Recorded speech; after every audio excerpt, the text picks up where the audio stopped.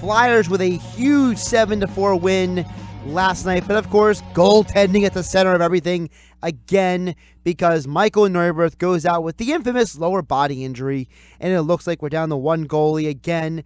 The big fear everybody had when Brian Elliott went down was, can Neuwirth hold up? Well, he didn't hold up. Kevin Durso writes about the Flyers for 97.3 ESPN.com, and he joins us now on the Boardwalk Honda hotline. Kevin, how you doing? Good. How are you guys? Doing pretty good. So, before we get to the rest of the team, let's focus on the goaltending situation. Neuwirth goes down with the infamous lower body injury. This isn't the first time that Neuwirth is going down with an injury. The question going into this whole stretch without Brian Elliott was, could the Flyers survive with Neuwirth? Well, Kevin, I think they answered the question for themselves. They need another body in here because Neuwirth's injury issues are not going away. Yeah, it was really almost a matter of when and not if with Neuwirth. He just can't seem to stay healthy no matter what happens. He's been reliable enough that they would have been able to probably survive this injury to Brian Elliott with his abilities, but it's his health that's always been the big question. And here we are less than a week after Brian Elliott's surgery, puts him out for 5 to 6 weeks, and now Neuwirth's probably on the shelf for some time as well, too.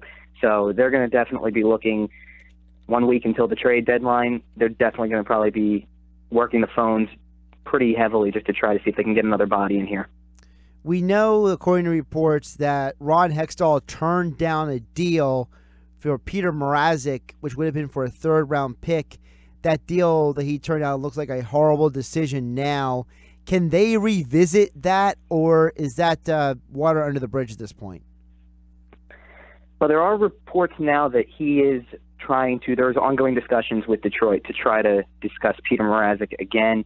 And that seems like an avenue that the Flyers really have to take at this point, just because you want to get a guy in here with some veteran experience, a guy who's been in the NHL for much longer term than Alex Lyon or the other goalie for Lehigh Valley right now, Dustin Tokarski. So to try to ride it out with those two would be pretty difficult. What the team has done in the last month and a half has been very impressive, and they've carved out a nice path to the playoffs, but how quickly things can change. You just want to get a veteran in here who's able to handle the everyday work, and Mrazek certainly would fit the bill. If they don't get Mrazek, what about someone like a Calvin Pickard? I know he was picked by Hextall as part of Team Canada. He's a younger guy, but he's kind of stuck in the mire over in Toronto's system. Or maybe someone like a Jonathan Bernier. I know he's had some injury issues as well, but he is a solid goalie as well. Could either of those guys be options for the Flyers, or do you think that they may go even farther off the board if they can't get Mrazek? They really have to look at just about every option they can at this point. So Bernier would be an option. Pickard would be an option. Antti Raanta is a name that's been thrown around as well with Arizona. And for a little while, at least, it was talk of either of Buffalo's goalies, either Chad Johnson or Robin Lehner. But Buffalo announced that Lehner's actually dealing with an injury himself at this point. So that almost pulls Buffalo completely out of the picture here, at least for the Flyers, because it's going to be hard to see them parting ways with Johnson with Lehner not available for at least the time being. So at this point, really those four names are probably the options that the Flyers have at this point. There's really no traction around any name, though, right now other than Mrazek at this point. So it would kind of be a completely new venture for Ron Hextall to try to look into any of these other goalies to see if there's a way to pluck them from their teams at this point.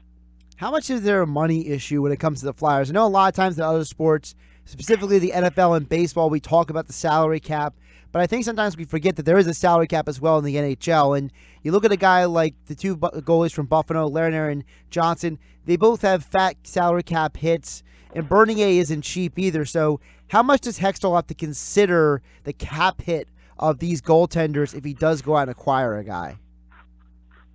He definitely does, because there's just the space is so limited, and that's really been the thing that Hextall's had to work out of over the past several years, is the fact that the Flyers were in such trouble with the salary cap and so close to hitting the cap that they really had no room to do anything when the trade deadline rolled around. There's breathing room again finally, so they have the room to be able to try to discuss some options, but realistically, there wasn't going to be a whole lot of activity from this team probably at the deadline. They seemed very happy with where they are, and that's why they were going to try to roll with Neuvirth, and presumably they would have kept Alex Lyon on as the backup at that point. And now you're you're forcing your hand a little bit here with Neuvirth itself, that you've got to bring somebody in. The cap is certainly something to watch for, but at this point in time, a lot of these players that are being discussed would be rentals. Mrazek, in particular, is one who's on the final year of his contract. He's a restricted free agent at the end of the year. So he's kind of one that fits just about every requirement that would be needed, and that's probably why there's a lot of discussion right now around him. We're talking with Kevin Durso on the Boardwalk Honda Hotline. You can follow him on Twitter at Kevin_Durso. He's our Flyers reporter for 97.3 ESPN.com. Kevin, looking at the team as a whole, I think one of the big moments of yesterday's game, aside from the plethora of points, was the fact that Claude Giroux got his 200th goal with the Flyers. This is a guy in Giroux that, yeah, we know about the infamous, what Peter Laviolette said years ago about him, but he's still been a very productive and stable leader for this franchise. Yeah, he didn't come into the league with all the hype that Lindros did. He's not as big of a name as other Flyers captains like Keith Primo and Bobby Clark, not as beloved as an Eric Desjardins or a Dave Poulin, but he's fourth in Flyers history in assists. He's seventh now in points, and with 36 more goals, he's going to be in the top 10 in that category too. Does Claude Giroux get the credit that he deserves in Flyers history? It's a really good question, because it's just one of those things where I think it's the way that the team has performed with Giroux as the ultimate leader, being the captain, that has marred some of his individual numbers. Mainly when you are the leader of a team that doesn't make the playoffs in 3 out of 5 years, people will look at that and go, well, that's not, Lindros didn't have that kind of run while he was leading the team, or it's not what Bobby Clark did or anything like that. You'll go back as far in history as you can to try to point out, well, other leaders didn't have that kind of lack of success. They didn't miss the playoffs during that time like that. So people tend to look at that. And when Giroux's numbers individually went down last year, it was kind of like maybe he's just not cut out for this. He's not the leader that everybody expected him to be. He's really taken a turn.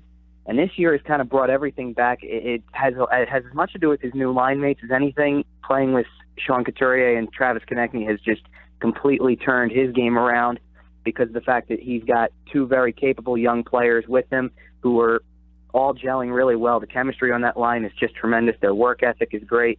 And Giroux is now at a spot where, the number of points that he continues to put up on a nightly basis, he's starting to actually challenge his career high at this point. There's enough games left in the year that, reaching 90 points, he's at 69 right now. Reaching 90 is not out of the question. And if you would have said that at the beginning of the year, I think a lot of people would have thought that was a crazy assumption, but it's not out of the question anymore.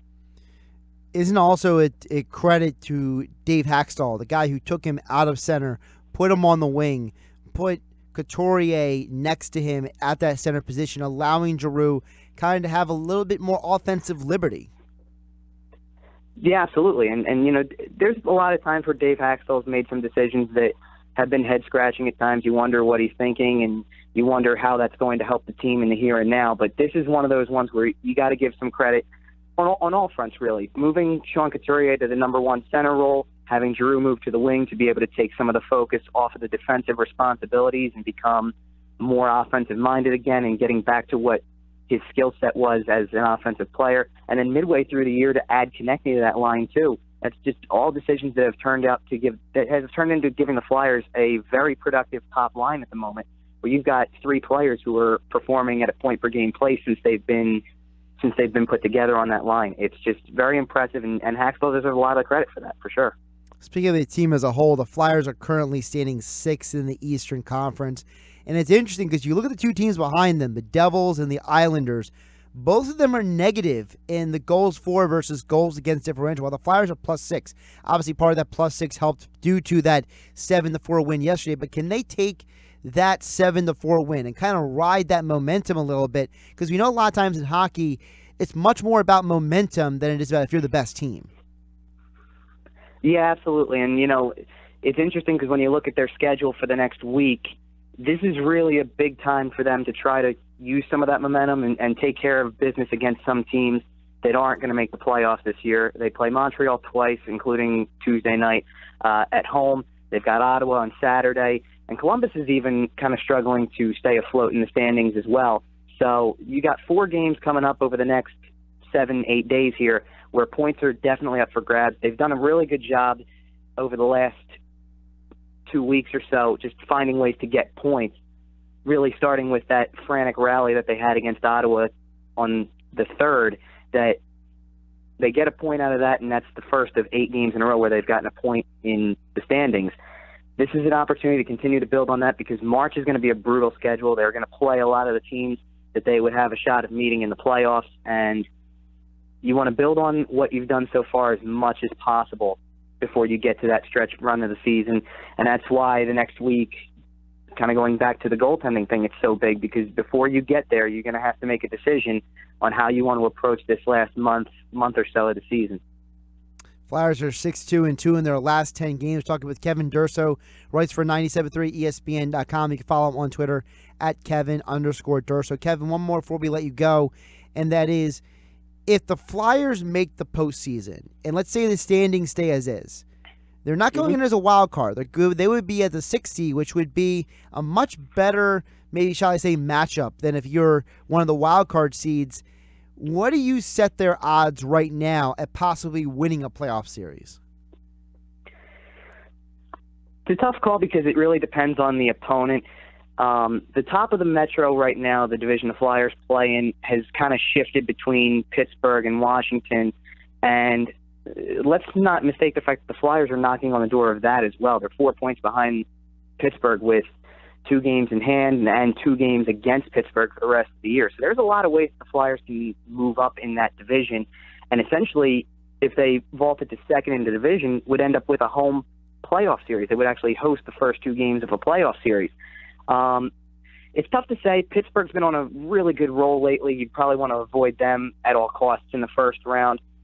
Tampa's been so good throughout the year. Boston's been tremendous. So if you were one of the wild cards and got one of the division winners, I don't know that you would have much of a chance in that series. Washington's been a little shaky lately, and a rematch of a team that they got to play 2 years ago in the playoffs would be something pretty interesting. I think that would be an interesting series. I'd give them a decent shot there. I think a series against New Jersey would be very entertaining, and the Flyers have seemed to handle themselves against New Jersey fairly well. They met 4 times over the course of the last month, and the intensity was high and the results were close, and so that would certainly be a good series as well, and I'd say they'd have a bit of a shot in that one as well. But anything else, it's really tough to say that they'd have much of a shot. But this is a team that, as a wild card, took Washington to 6 games and lost the last one 1-0, which was really there for the taking also. So, if they keep playing the way that they have been and continue to keep the intensity up and continue to play what is a structured defensive style and can fend off some of these high offensive powered teams, they'd certainly have a shot in a playoff series. But it's tough to say that they'll definitely be able to exceed expectations there and win a playoff series. He is Kevin Durso, like all the guests appear on the Boardwalk Honda hotline. Kevin, appreciate the time today. Look forward to hearing from you as the Flyers are heading down the stretch, heading into March and into April. Sounds good. Thanks, guys.